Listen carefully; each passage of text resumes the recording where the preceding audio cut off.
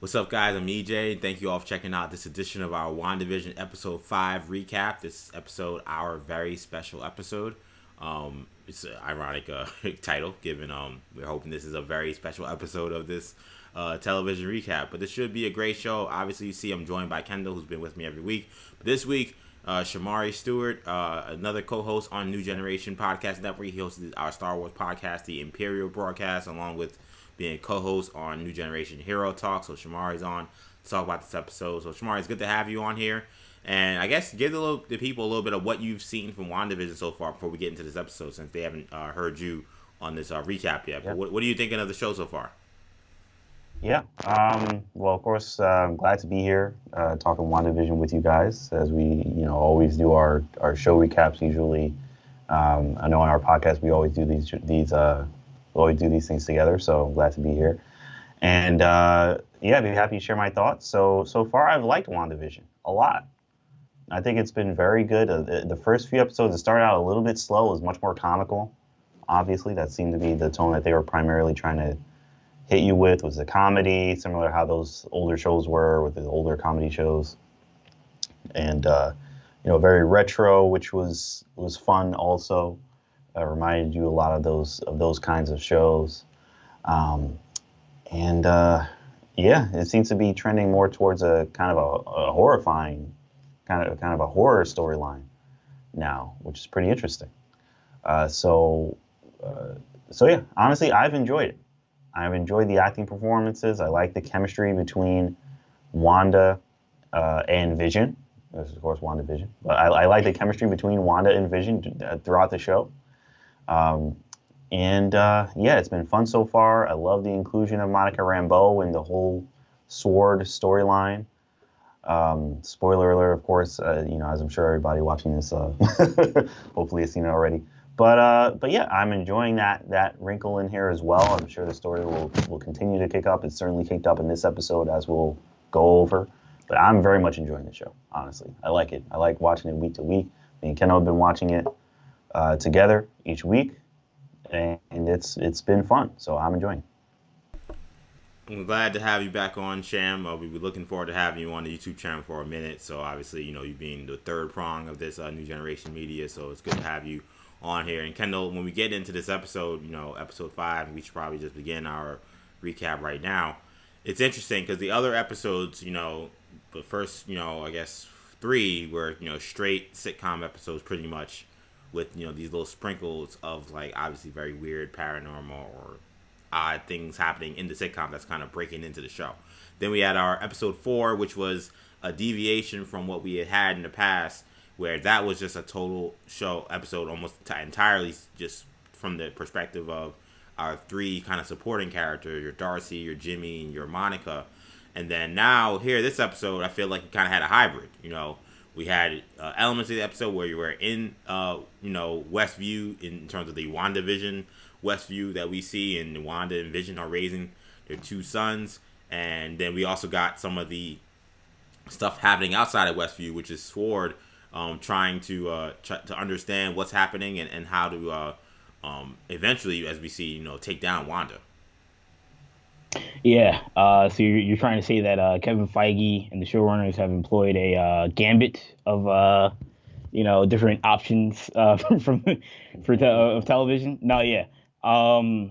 It was interesting how they definitely use that format to to introduce the show. Obviously, the whole sequel changing, the decades moving forward. And then in episode 4, obviously, we had our break in time. And then what was weird about this episode was that there was, like, obviously, like, in last episode 4, we had the, like, I guess something that Jimmy Woo had written down was that like Vision had snapped the guy back into reality, and that he was asking about his sister and asking about his his family or whatever. But that was in the last episode, and then we see it happen on television in this episode. So that how that works in the timeline, I don't know, but it seems as if we watched at least parts of this episode that they had already seen, which was interesting. But yeah, overall, I mean, this was an interesting it's an interesting way in which they've decided to go about it. I expect, and we've seen now, I think pretty much in every episode, but I expect now even going forward, like we're going to get less and less of the, the television aspect because one, it's getting closer to modern television, so it's going to be easier for them to just show it like an actual television show. But also because the whatever the bubble that they're in, the hex as they like to put it, Darcy likes to put it on that they have on the other cast members, it's unraveling. So because of that, I think we're going to get a more standard television show as the series goes on. And I think Marvel fans, that were a little concerned about the first couple episodes, feeling like, oh, it's going kind of slow. I don't think it's going pretty slow anymore. So, yeah. Credit to them. I didn't even notice Wu had that written down. Yeah, I mean, that's one of those situations where you got an eagle-eyed watching 3-4 times. That's one of those 50 million Easter eggs. Yeah. Yeah. Okay. Yeah, I know. Yeah, I saw that. I saw that post episode as well because I didn't remember that. And it's funny because actually last week me and Kendall went through almost everything he had written. I didn't even notice that he had that on that board at some point. I was so busy looking at scrolls and other things that I thought were a little more intriguing. It may not have been on the board. It was like on like the character profile that they had on each. Oh, right. Yeah, on each person. His character profile said like, oh, like he was asking about his mom or his sister taking care of his mom or something like that. Yeah, I've seen some people. I've seen at least one person ask, is it possible that the SWORD people are in FBI? Obviously because Wu's there.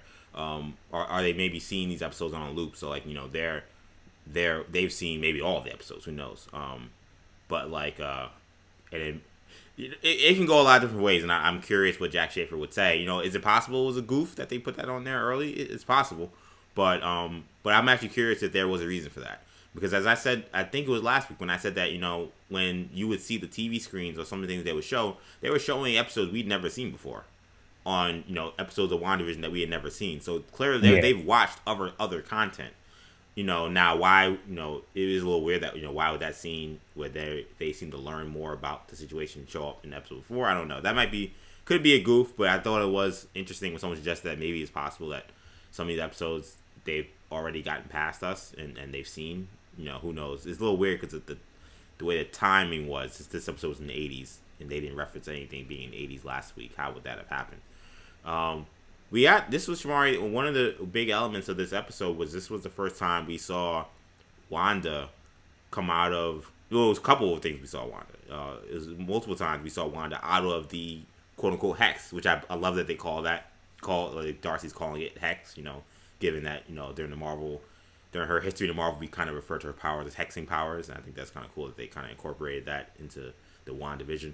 But what do you make of our first time seeing Wanda outside of the WandaVision world? We see her on this footage that's shown by director Hayward, where he's talking about how she broke into SWORD 9 days ago and broke out Vision, and then in that very tense scene after, Monica has a brilliant idea of putting in, an 80s style drone to get into the WandaVision world to try to disrupt what's happening. When she comes out, we see, Wanda as we were accustomed to seeing her, in all her red, holding that, destroyed drone that she tore apart after he tried to stick some missiles at her. What did you learn from those scenes from Wanda, seeing her outside of that world, where she made it very clear that this is her home now, she doesn't want to be bothered, and that any kind of trespassers would be dealt with malice? Well, honestly, from those scenes, you clearly see that Wanda's the villain of the show, which strong words. Well, she's at the very least she's a villain. It's funny you say that, Sham, because we and Kendall have been going back and forth on that. Because I early on I said, I think Wanda may be the villain here, but and then last week I jumped off because I thought, wow, they're really leaning into this earlier than I would have expected. But you're right. I mean, the way they shaped this episode out, I mean, she looks like a villain. I mean, is there someone influencing this? Maybe, but man, it looks bad. Yeah, she's at least a willing participant in the, essentially the kidnapping and mind control of all these people. I mean, that's just what it is. Right. She's not trying to save them. She's not trying to save them. She's saying, get out. If anyone comes in trying to save them, she tells them to get out. So she's a very willing participant in what's going on, whatever it may be motivated by, whether it be grief, greed, whatever. She wants to keep these people trapped in this thing. So it's very disturbing. And, it goes into that, like I said, it goes into that horror, element where it's like these people are trapped in this world. They can't get out. And she's just, so engulfed in her mind and in her grief that she can't see that the right thing to do is to let these people go. Yeah, I think it's interesting because I think this episode they definitely were like I agree they were leaning more into the Wanda being a villain thing. Mm-hmm. I feel like I think it's a red herring at this point. I think that there were some moments. They had, like showing her break into the sword thing is like, clearly she snapped. She lost it. My theory is that clearly I think Sword was, I would say clearly, but I think there's a chance that Sword was like experimenting on Vision. I feel like that's their motivation. Hayward seems off. Everything about him seems off. Whether or not he's a Skrull or not is something that's been talked about, but clearly he has motivations that seem ulterior. So I feel like she knows that. That's my theory. I think she knew that they were doing stuff with Vision. And she jumped in there, grabbed him, and what she's doing clearly isn't like great either, obviously. Right. And I agree that there's probably I think that there's probably a third party because the way she was talking in that last scene about like, I can't do all of this. You think I can control everybody at every single moment? I'm not the one controlling everybody. I don't even know how this started. That suggests that there is a third party. Obviously, we know Agnes is, at the very least, aware of the situation. Whether or not she's powerful enough to influence this, we don't really know. But it seems like there's probably another party off screen that is affecting this. Yeah. So I think that's the villain of the show. We're asking like who's the obvious like antagonist, but as of right now, it's Wanda. She's the primary target, quote unquote. Yeah, I mean, this definitely to me feels like they're setting this up for, someone exploiting Wanda's grief and Wanda being in a vulnerable place, being used as a vessel to do this. Who that is. I'm leaning very strongly to Mephisto as of today. I feel like the kind of thing, like seeing them kind of play out what the scenario as they did. I feel like this is probably Wanda making some kind of deal, and this is what she came up with. I also, because it's funny, I had a discussion with my girlfriend where we were talking about, because one of the big questions I still have is why a television show and why is it being broadcasted? Because in theory, one, it's just weird to do a television show that goes through time. Like this is just a random thing to do. But also, it's weird because why would you broadcast? Like, why would there be any ability to broadcast? Like, why would you even want that? And because like Wanda wouldn't want that. Wanda wants them to leave her alone. She's very clear. She's not in this for any kind of show, any kind of look at me. There's none of that with this. She made it very clear that she walked out of that hex and let them all know before she went back in to live in her home, as she called it. So why the broadcast? Why would they even want someone to know this is happening? That's where I think that third party comes in. I think that the broadcast is happening with a third party. I think I talked about it a little bit last weekend. I think that broadcast that we're seeing is being put out by a third party. I don't know why the third party would want them to do it, but I think they're the ones that's editing some of these things that are happening. I think it's the opposite. I think she's the one. I think she has the control of the broadcast because, like, I feel like she can't control the stuff that happens outside of the broadcast. And you're right, maybe it is the other way around. The way I was interpreting it was that she was able to control the stuff that got on air. At least that's the way they had been talking. Like, oh, Wanda doesn't want that in. Maybe that's them trying to like, throw us off the scent a little bit. Yeah, they keep saying that, but I think that's also a red herring. I'm not necessarily sold that it's her. But then my thing, like, how did she like rewind and stuff? You know what I mean? Right. Like that was the part where I'm like, can she control it? I almost or she feel started like, the credits. Like that's what made me think like, she can start the credits whenever she wants. Like, yeah, I don't know how Shamari feels. I feel like to me, I think that it's like and we're going really deep into theories. I think that it's like I think that she has communication regularly with whoever's broadcasting this. So, really, like, yeah, because like even the way she said like no, and then she changed it. Like I don't know. I think that there's a chance that like, she's part of a TV show. And as you see every time, I know the credits are basically the credits of the people that are actually do the show, but there are credits. There's so why wouldn't we think there's a director? You know what I'm saying? Like she, just like you have an actress that says, "Oh, do that take again," or do whatever. Like I think that could be something what's happening. I don't know. What do you think, Sham? I mean, I agree with Kendall in that they're clearly hinting that it is Wanda controlling the actual broadcast. And the only thing I'll add though is remember she didn't seem to understand, and we got to get to the big reveal at the end eventually. She didn't seem to have any power over Evan Peters showing up. Right. So yeah. So that was a part, and that was clearly part of the show because there was a laugh track and everything. You know what I'm saying? So I don't know. Just wanted to put that out there. Yeah. Yeah, I don't know. I mean, there's so much. It's so unknown at this point. Who's controlling the broadcast and why? Why is there a broadcast? I feel like it's hard to even really guess at this point as to why there's a broadcast and who it's for. I don't think it's meant to. Yeah, I don't think it's purposely. I mean, it's purposely being done, but I don't think it's like. I don't know if it has a purpose, honestly. That's what I'm wondering. Because it wasn't something that was easy for them to find out. Yeah, about. it was a very it was they kind of lucked into. Yeah, Darcy had to do all this all this stuff to even figure out that there was a broadcast. That's why. Yeah, that's what I was wondering too. Was that is this intentionally? I won't say it's intentionally being broadcast, but is this intentionally like? Do people want this to be seen? Or is this kind of like? Just happening because of the way that the cosmic energies are flowing, type of situation. Yeah. Yeah. No, that is a fair point. And going back to that footage of like them telling the story.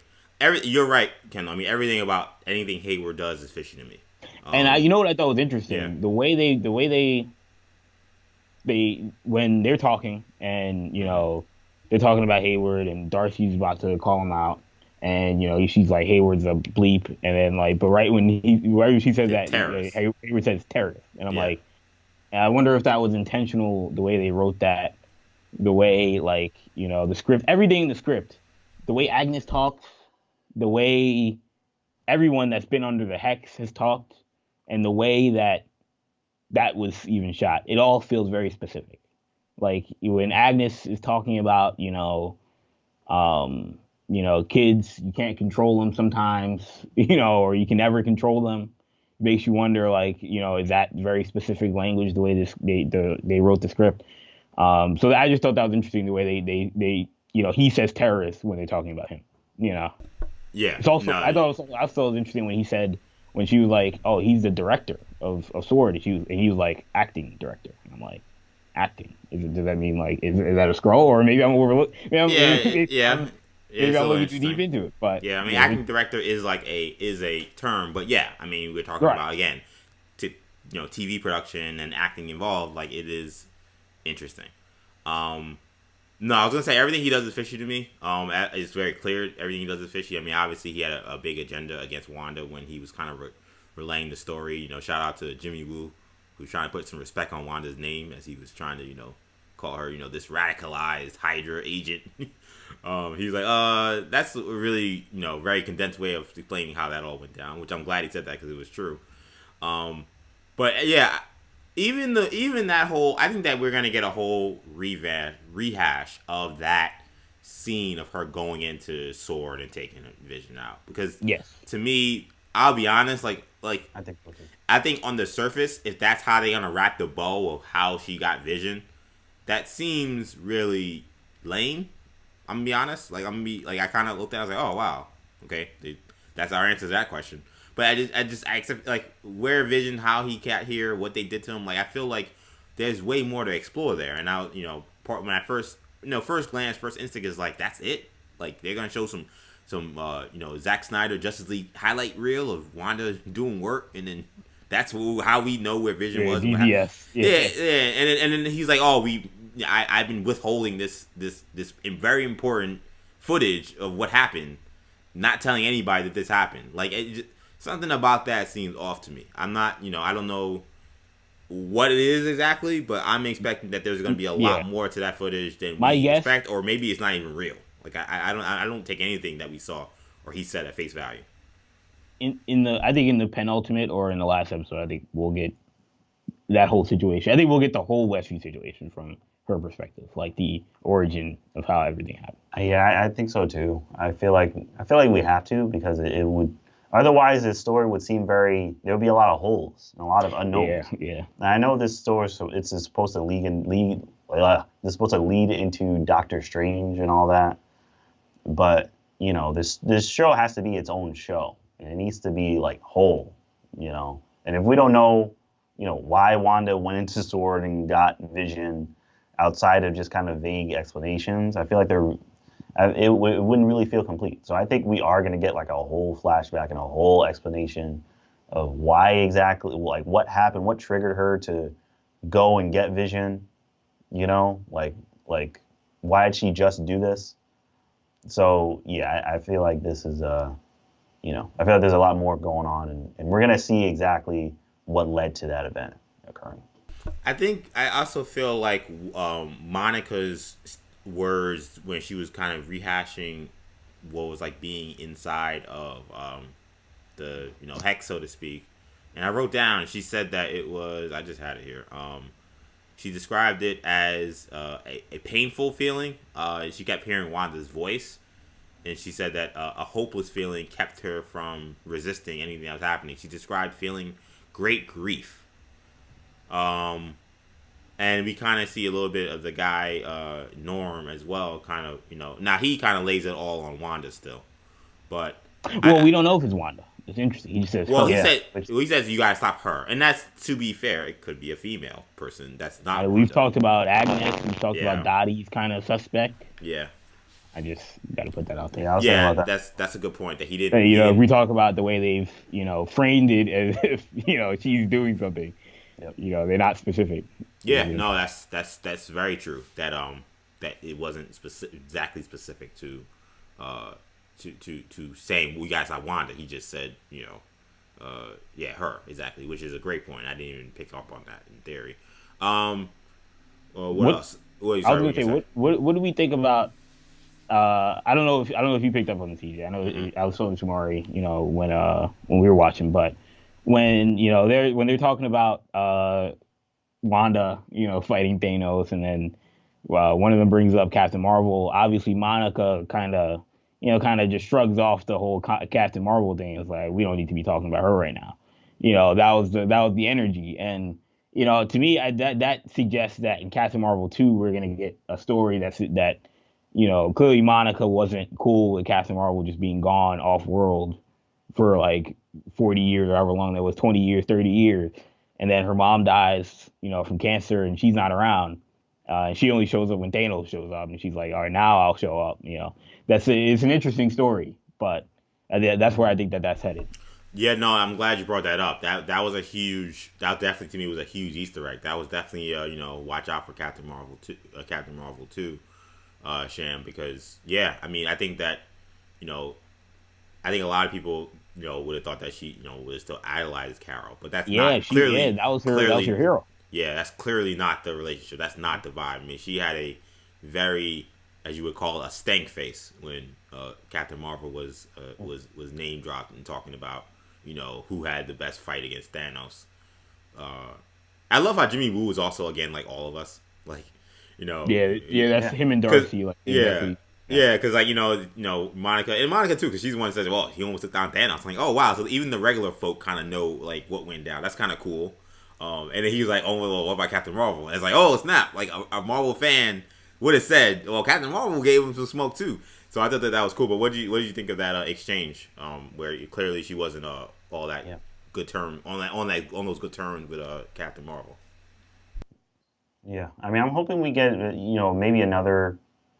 I mean, in this show, we may not get another hint towards that, but I thought that was an interesting moment. I have to rewatch it to see, I didn't see a whole lot of animosity. I think you guys picked more up from that. Yeah, it's there. You gotta watch it again. It's there. I watched it twice, Yeah. but it's definitely there. Yeah. I probably gotta check that out again, but yeah, I mean, it was definitely an awesome Easter egg in terms of what we're gonna get from Captain Marvel 2, and yeah, there may be some bad blood there in terms of her, especially with her mom passing away and Captain Marvel just not being present. I don't know how she'd feel about that. Especially were they close friends before or something or? Or their mom? Yeah. Yeah. Oh yeah, they were. Yeah, they were best friends. They were best friends before she even became Captain Marvel. Yeah, they were right? best friends. Yeah. Yeah, they were best friends. Yeah. Yeah. So yeah, there may be something going on there. Best friend. Then she left. Then she came back. Came back. And the mom was a little more skeptical, but Monica was like, just glad to have her back. Right. She was a little kid, and now it's like, now she's like went away again. Whatever. Right. Yeah. So yeah, there's definitely gonna be something there. And Kevin Feige said in an interview that, like, when they asked, "Oh, we're getting a season 2 of WandaVision," he was like, "Yeah, he doesn't like saying anything, so he didn't really say." But he was like, we as of now look at Doctor Strange, in the Multiverse of Madness, and Captain Marvel 2 as like the sequels to WandaVision. So, yeah, it's very specific. He's like Monica Rambeau being in Captain Marvel 2. So it seems like everything that we're getting out of Monica Rambeau is leading you into Captain Marvel 2, which is interesting. We also got, like, clearly she was messed up somehow with her MRI showing up blank. Yeah, her MRI screening seemed the results seemed a little off. I don't know if it's always been like that, and she's always known that, and that's like just like something where she was like, don't worry about it, or if it's as a result of being in the hex. Yeah, it's a good question. She just doesn't care. Yeah, I almost wonder if she's always been like that. It's a good question. Recently. It's a good question. I mean, I got the way it makes me want to watch it a third time. With the way I watched it, I took it as she didn't have time to like figure out what the deal was. Like, I didn't take it as she was trying to, like, because to me, like, in theory, like, why would you take an MRI knowing that, like, something's messed up with you, and that you have some kind of issue? You know what I'm saying? Right. Like, you just say, I'm fine. Don't worry about it. Yeah, exactly. And so the fact that she even went through with it, like, would be kind of weird. So I took it as she just, something wrong with the machine. We don't got time for that. We got work to do. That's how I took it. But again, it could go anyway with this. You're definitely setting her up as having powers. Definitely. That was your scene, beginning your move to Photon, clearly. She actually said the word photon in this episode too, when she was talking about the photon, neutrons, and all that stuff. This episode, Sham, is Vision is really starting to piece a lot of this stuff together in terms of what's going on. He got really, he was startled by, the beginning of the episode, which is, Agnes, saying that, should I go back? Should we start it from the top? And which is interesting because when Wanda's wanted to rewind something, I mean, it's just been done. Like, so that was like a first time we saw someone break the fourth wall of it actually being a TV show. Like, we've had people trip out, choke. We had the Mr. Hart choking. You had the, Dottie with the cut on her hand. And she was kind of like, I don't know who I am. But never, like, I'm an actor and, like, I need to act differently now. Like, that has never happened. This was a different kind of breaking the fourth wall than we've seen. So, when that scene startled him, then obviously when he was at the workplace and he saw the email and it was from Darcy and he reads Norm's mind and Norm's like, as Kendall said, you gotta stop her. Vision and his kind of understanding of all this really goes a long way here. We learn a lot about just like how he's thinking, how he's feeling. He says that he has no recollection of anything before this WandaVision, which makes sense given even the story we've been told, even though some of it I think may not necessarily be true. But he gets pretty far here in kind of figuring out what's going on, and it creates a lot of tense moments with him and Wanda. Yeah, it does. I mean, we've been following Vision's version of or his perspective of all these events through all these episodes, which has been very interesting because we've all been wondering how he's even there in the first place. So yeah, he's been slowly piecing everything together, And it kind of adds to the horror element because he doesn't know what's going on, which makes it even more horrifying, you know? So, but yeah, Paul Bettany's been doing a fantastic job throughout this entire series. His acting in particular has been great, both the comedy and the more serious aspects. Yeah, Paul Bettany deserves Emmy consideration for his performance. Yeah, I mean, he's been doing fantastic, in my opinion. And like, and I was in, I don't know, this is the most I've felt connected to both of these characters, honestly. And the most invested I've been in their relationship as well. I mean, we've seen them in all these other movies, Civil War, Age of Ultron, obviously, Infinity War, Endgame, and, you know. It always felt like an Easter egg as opposed to like. Yeah, it felt more Easter egg-ish. It felt more. This is in the comics. So, like, this is just a thing that we're doing in the movies. Now, yeah, I actually feel more invested to the point where I almost feel like I would have cared more about Vision's death had I seen something like this before Infinity War. Like this kind of emotion. Yeah. Right. Then I would have been like, oh my God, some people were like that when they saw Infinity War. And I was kind of like, oh, well, I mean, because we knew Thanos was going to get this. So it was just kind of like, okay, so Thanos. I knew how. I knew Thanos is going to date the stone. We knew everybody's going to disappear. Yeah, like, you know, well, I mean, but like we knew, you know, Thanos was going to get the stone. So, you know, you knew Vision had to go at some point. It was still sad, but now, right. You know, you're like, oh, wow, this Vision and Wanda, they actually have a thing. You know, they actually have a functioning relationship. This is something that they cherish. No, functioning is one way of putting it. Their way of functioning. Yeah. I don't know if Vision's all the way functioning. Wanda's version with a hole in his head. Relationship. But yeah, they actually have a thing, and you know, it was ruined by Thanos. So yeah. But yeah, they're doing a good job of showing Vision's journey throughout this, and I think just both of their relationship as well. I think they've done a very good job with. Yeah, I mean, you know, like I mean, I found a great deal of sadness in seeing that last scene and seeing, you know, Vision walk that line where he doesn't, he's washing his hands. He doesn't want to go there. It's really well done, again, sitcom like style before it switches to being, more intense. But he realized, hey man, I just talked to homeboy Norm. He says stuff's going crazy. What's this Maximoff anomaly? Like, and Wanda, again, Kendall talking to maybe, control of the show. Like, she tries to roll the credits and move on, and he's unwilling to do so. And again, it leads to a pretty tense moment, and the tenseness is only broken up by the doorbell. And before we get to who arrived at the doorbell, there are a couple things I think that I did want to make note of. Vision mentioned that, why there are no other kids here, which is a great point. It's really scary considering we're hearing that everything that's in there is what's in there. Like so she's manipulating actual matter. She's not adding matter except for her kids in theory.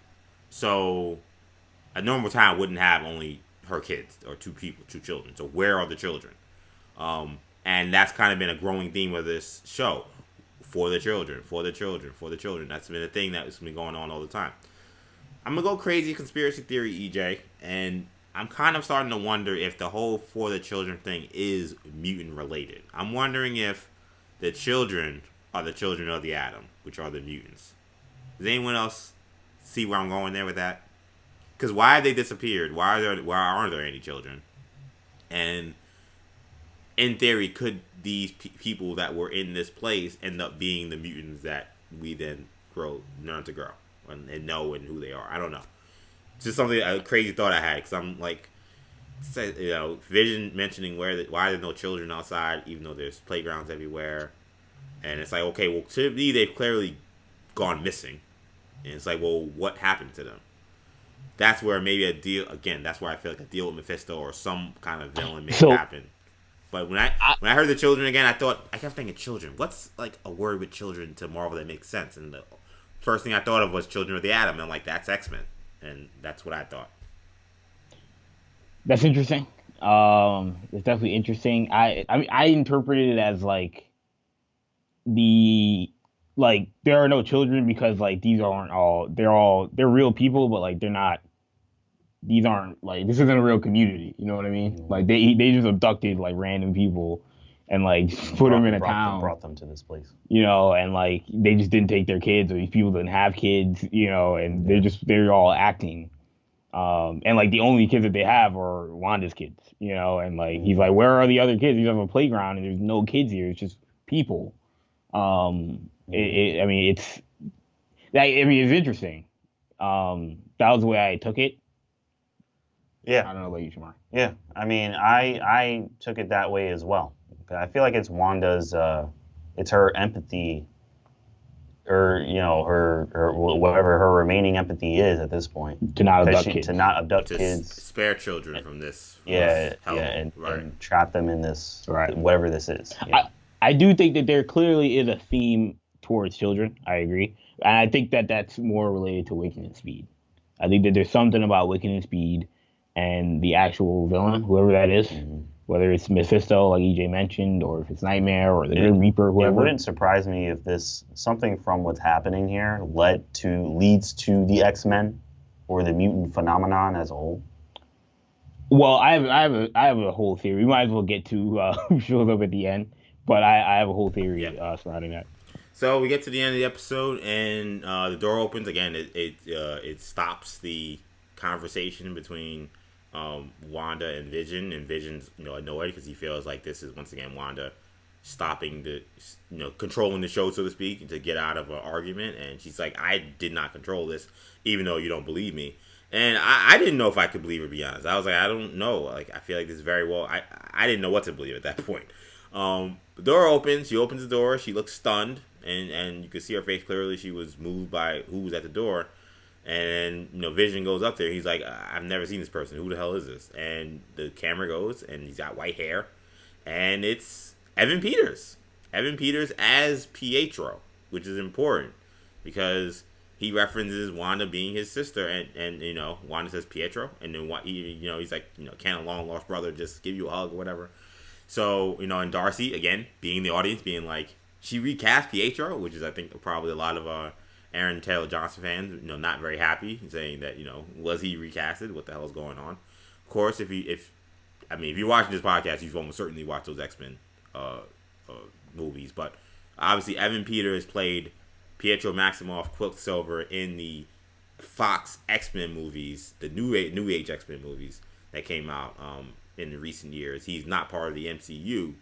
The MCU had a Pietro, and of course, as we've seen throughout the show, that he's dead, and there's a lot of talk about that in this series. Kendall, you had a theory about what's going on. I have a theory about what's going on, so I want to hear what you think's going on. Yeah. So, obviously they've already, laid it out that the people in that development, in that in that community clearly are being controlled. And I feel like they talked throughout the episode about, and she talked to Wiccan and Speed about, or Billy and Tommy, as they're known in the show. She talked to them about how she can't just bring people back from the dead. She can't do that. She can do it with Vision technically because he's a robot or whatever, but she can't actually just bring like Pietro back, for example. So I think they had to go to another another dimension or another universe, another part of the multiverse to grab another version of Pietro Maximoff or Quicksilver, and they grabbed the Fox X-Men. Potentially, I think it's the Fox X-Men Quicksilver, and I think so. You're all in. You're all in. Yeah, I'm all in. He looks X-Men different. Pietro. He acts different, but this is a TV show though. That's the Hex, and they all look different and act different. Exactly. Monica Rambeau look and act different, as Geraldine. So I think that's what's happening. I think once he snaps out of that, he's gonna be like, "How did I get here? Like, where am I?" And I think that's gonna lead you straight into Doctor Strange. And I think that's what Doctor Strange: The Multiverse of Madness is. I think that this is I question whether or not this is even the first example of this, because we also had J. Jonah Jameson show up in Spider-Man: Far From Home. That's true too. Which is also kind of weird, but I think this is the first example of a multiverse opening up. Yeah, and I told you, and Shamari wasn't on one of our other videos, but I told you, I think that I think that the things that happen and some of the things we see in Spider-Man: Far From Home is a direct result of WandaVision. I'm almost convinced of that. So when you mention J. Jonah Jameson, Mysterio somehow getting the video out after he was supposedly had died, I think there's a lot of evidence just and think about how some of those things happen. People because wonder of like Wanda. why did Shield believe and why did Fury, I guess, or whoever that was, Talos, whoever this girl was that was pretending to be Fury, like why did they believe Mysterio about a multiverse? And unless they had already seen examples of it. Yeah, because I was wondering, I was thinking about the whole timeline as well, because we see the thing with the blip in this show, and everyone comes back, and we know Far From Home takes place quite a while after that. Yeah, so this is before that. So I'm like, where is this in the timeline? Yeah. So all of this is, they say, 9 days ago she ransacked Sword and stole Vision. I'm like, so when was that? Was that right after Endgame? Yeah. When was that? Yeah, it suggests that this is definitely before Spider-Man: Far From Home. And so this suggests that this is almost right after. Yeah, so that must have happened right after. So Monica, if you remember earlier, Monica had 3 weeks after being unsnapped, till she came back to work, and then she went back to work, and then a couple of days went on, and then she was in New Jersey. Okay. So let's say in theory it's about 4 weeks. About 4 weeks. A little less than a month probably since Homeboy, Endgame and the whole fight scene that happened there. And then I think about 9 days ago, Wanda, 9 days from present, which is again 4 weeks after Endgame. Right. 9 days ago, so that's like 2.5 weeks basically is when Wanda broke out Vision. Okay. And we know that it's definitely beyond 4 weeks from Endgame for Spider-Man: Far From Home. For Far From Home, right? Yeah, that's not it's 2 weeks and now we're all good. I again, my theory is I think that by the time this show ends, we're at like this is the end of Endgame, like Homecoming. Like Homecoming at that point, like it's like that's when it's ending and that's when all this stuff happens. That's my crazy theory as we go further out. And Shamari mentioned the mutants, and the other part of my theory is that we talked about on our podcast, Elizabeth Olsen talking about how there's a Luke Skywalker-esque moment. For those that know what that means, obviously, but that there could be a big cameo in this at the end of the series. Well, I think it's trending towards the direction that is Professor X. That's my guess. It could be Magneto too. That's what you think. I'm not going to throw out the Magneto thing as well, but I think at this point, I'd lean Professor X is more likely. There are a lot of references to telepathy. There's a lot. They talk about telepathy a lot. There is, and I just feel like, look, Pietro or Peter, if that is the Fox X-Men Quicksilver, he is an X-Men. And Magneto doesn't know that that's his son. So if someone's coming to get Pietro or Peter, it would be Professor X more than likely. If there's somebody that could find him, it'd likely be Professor X. How he would get there, I have no idea. Well, I mean, I don't know how Peter got there, honestly. We still have if that's him. But that's my theory right now. I think it would be more likely than either that or Magneto knows that Peter's his son at this point and goes to get him.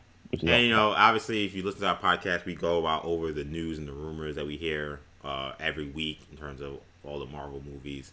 And you remember, there was that odd story it was an odd story that was confirmed by Patrick Stewart that Feige met with Patrick Stewart.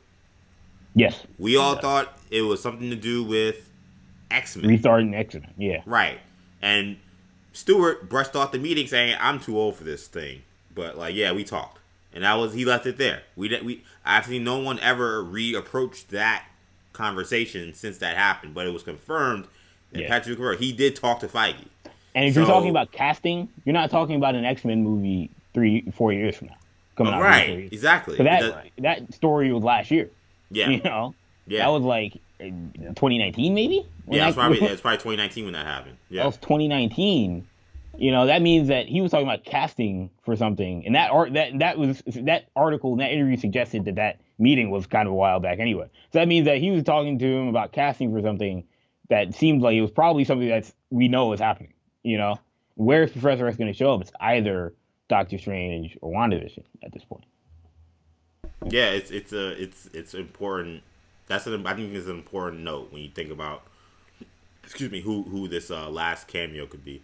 What did you make, Sham, of what do you think of Pietro? My quick theory, I don't want to take too long. My theory is I maybe I'm being a Debbie Downer. I don't think that this is Pietro. I think that I think it's Mephisto. I think that things are getting out of control, and he's trying to take control of the situation.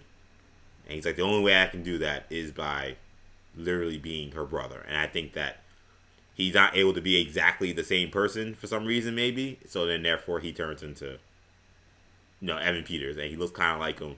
And I think it's kind of like a cute little Easter egg. And to be fair, perhaps he knows that there's a version of Pietro who looks like him. You know what I'm saying? But like, I don't think it's that one for one.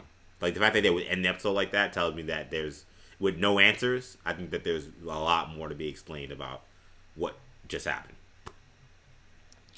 I'm hoping that Kendall's right here. I'm hoping that hoping he's right too. I hope it's his thing. I'm saying this is what I think is gonna happen though. Yeah, I mean, I could see that coming. I feel like there's more. There is. I agree with you, EJ, in the sense that I think there is more to what's happening. Clearly, but I'm gonna go out and say I think this is Quicksilver from another universe. They've introduced the concept of a multiverse. Doctor Strange's movie is about the multiverse. The next Spider-Man movie seems to be about the multiverse with Spider-Man from other universes. It's not confirmed, but I feel like it's basically confirmed. Right. So, I mean, we know this is a thing that they're playing with now. So, and they have all the Fox characters. They have a great cast of X-Men that people like and very much enjoy. And yeah, you killed off one Quicksilver, and you're trying to make more stories with the Scarlet Witch, and you got a multiverse. So it's like, why not? Shamari's doing math. Yeah, 1 + 1 = 2. So I mean, I feel like they should just have this be Quicksilver. I mean, Evan Peters is certainly old enough to play the role. Though, I mean, to be honest, I feel like he would also make a great Mephisto because he does a very good job at playing those kind of deranged characters. So I could see that being a thing as well. But I'm thinking that this is Quicksilver, but that there's more here. I feel like there's a lot that we still don't know. I feel like we're just scratching the surface of what's going on. Who did you guys? I mean, I'm assuming we obviously we heard Monica Rambeau when she was talking about trying to find ways, I guess, to breach the bubble that she had set up. She mentioned that she could. She has to consult with. She knows an aerospace engineer that she can go consult with. A lot of people jumping to Reed Richards. I jokingly said that while we were watching. I was like, Reed Richards, but I don't know. Something about it didn't seem like they were trying to tease the Fantastic Four, but. I mean, it was a weird throw. He had so much more than an aerospace engineer. Right. That feels like my thing is like if Reed Richards is out there. I mean, I mentioned that to EJ last week. Like Reed Richards is out there. Why didn't they bring him in? You need to call him right now. Yeah, he should have been in yesterday. I don't think he's out there. Because that was the thing. Like Tony Stark is gone, so they don't have like experts, quote unquote. Like the experts are now are Darcy and these other random people that they should bring in because no more Stark. Well, why if Reed Richards is on the planet and you're just gonna go to him? Why isn't he helping you? So, yeah. So I don't think it's Reed Richards. I don't know who it is. I don't know if it's anybody. They seem to suggest that it's got to be somebody. Yeah, it's got to be somebody. I don't know who they were talking about, but it's got to be somebody. It's like, oh, I know a guy, and they don't like call him or don't do anything. Yeah. It's like, okay, that's somebody important. And again, you think about really smart people. I mean, there's no one smarter than Reed Richards. Yeah, I mean, that's gonna be one of those things that, like, from a few years from now, there's gonna be some behind the scenes or sizzle reel where Feige's gonna say, "Oh, well, that one episode, yeah, I know, right? He said aerospace engineer, and nobody knew." Yeah, for sure. And so it's definitely gonna happen. one last thing I wanted to make note of also, and I'm going back a little bit in the episode, but I feel like, there's a lot of haunting scenes, but I thought the scene, the dog dying, was obviously as dark as it gets. But in that scene, those kids telling her, you can bring people back from the dead. I mean, that to me, that's not those kids talking. That's someone else telling her to do that. Really, you think so? Why would the kids know she can bring people back from the dead? Like, there's no reason for them to know that. Because like they didn't sound like with the mailman weird. The mailman seemed a little weird too. But like, yeah. But like they don't have any reason to think that she could do that. Like, and it wasn't like a question. It was I don't want to say demand, but it was like oh, you can do this. Do it now. We need you to do it now. This is the exact moment when this happens. And, it suggested that, oh, well, maybe she took that whole thing about family being forever and her earlier conversation about Pietro that brought about Pietro potentially. But I don't know what the deal is with those kids. I mean, we know Wiccan and Speed are part of the future of the Marvel Cinematic Universe, but I don't know if it's going to be those kids. Like, those kids in the WandaVision. Like, it might be another version of those kids. But I something's up with those kids. So are you thinking we're getting Legion Shadow King vibes here? I was thinking about that too. I was like, this joint is reminding me of the Shadow King. It does have some Shadow King feel to and I'm sure Kevin Feige's a fan of Legion because anybody that loves Marvel is probably that's seen it. I'm sure likes Legion. But yeah, I think those kids are gonna come out because they mentioned I think that was the point of them saying everything that is built in there, it doesn't disappear, So the clothes that she had are now they're there, And I feel like the kids now they're not just gonna disappear when the bubble collapses. So I think that was them saying Wiccan and Speed they're here to stay now, which is interesting. I don't know what's up with them. I agree. There's something strange. Something weird there. Something. Are they being controlled too? I mean, everyone seems to be being controlled on some level. Because there's no reason for them to know that Wanda can bring people back from the dead. She didn't seem to even think she could do that. So that's the thing. That was so bizarre. Something was off about that. That was a really off scene. Everything with Darcy in this episode was really off. I don't know, man. It's a great show. Like going week to week is agonizing because of how good it is. But there's something up with those kids. I want to see more on what that situation is. All right, we're running along here. We should try to get our scores here. So I give Shamari the honor to go first since he hasn't given a score yet on the episode. So out of scale of 1 to 10, what do you give this episode of WandaVision? I give it an 8.5. Very solid episode. Very fun. A lot of mystery. A lot of disturbing moments. It definitely has that horror element to it. But yeah, a lot of comedy also, a lot of touching moments, sad moments. I thought it was a very solid episode, and I feel like there's a lot of craziness ahead in the show. Yeah, I'll give it a 9. Speaking of the comedy, we can't go through a whole hour-long review of this and not mention the Vision's his school pictures and his baby pictures. I mean, that was the funniest thing I think I've seen in this show, so far. So shout out to Vision and his family portrait, which is odd. But yeah, I'm gonna go to 9 out of 10. I think this was a very good episode. I think it rivals the episode that we got last week as a very, very good episode. But I think there's still another notch, another tier for the show to go. So hoping that it reaches it. But I think it will. It seems like it's only getting better. We're only getting more into the conspiracy. So I'm excited. Yeah, I'm going to go 8.5 as well to the Mirror Shams rating. I enjoyed this episode. This was my favorite episode of the season so far. The only knock is that, again, that explanation of Wanda breaking out Vision, I thought was kind of a weaker moment. But I think it's weak for a reason. So that's why I'm not really holding it too much against them. I mean, the Wanda scene where she comes out of that hex and threatens all of them. It's just an amazing scene. Elizabeth Olsen's been great all season. Magneto vibes. Oh yeah. How many times have we seen Magneto turn guns on people like that? And then she did it. I mean, that was not. I don't think that was by accident either. I think that's a good call, Kendall. Yeah, it is so much great with this episode. I like the insertion of the kids. It was great when it came to the sitcom, and then it was great when it came to the mystery and the horror or suspense element of the show. Wanda and Vision face off, and their tense scene at the end was also maybe one of the best scenes of the season.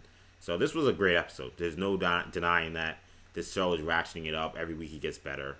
And these last 4 episodes, man, like, buckle up. I think it's going to get really crazy. And I'm really looking forward to seeing what's happening and what the deal is with Pietro, quote unquote. I'm putting the air quotes on Pietro because I'm not convinced. Yeah, his name's Peter.